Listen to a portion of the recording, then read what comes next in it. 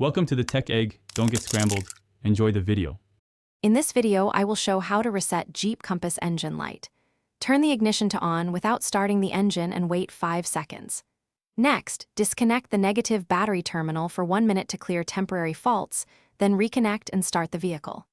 If the light returns, plug in an OBD2 scanner, read codes, and clear them. If codes keep coming, seek professional diagnosis for persistent sensor or emissions issues. Use an OBD2 scanner to quickly identify and clear engine codes on a Jeep Compass. Plug the scanner into the port under the dash, turn the ignition to on, and follow prompts to read stored codes. Write down any code numbers before clearing so you can research causes later. Use the tool's erase or clear function to reset the check engine light, then restart the vehicle and confirm the light stays off. If this guide is helping, please subscribe and like to support the channel.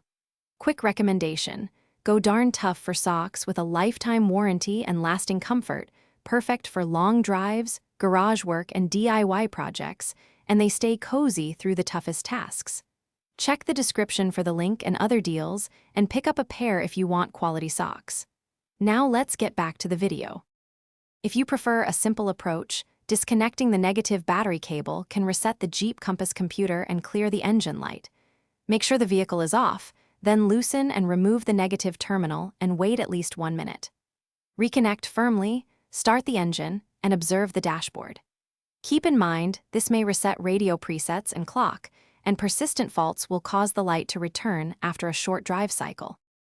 Thanks for watching. Consider subscribing if I helped unscramble your problems.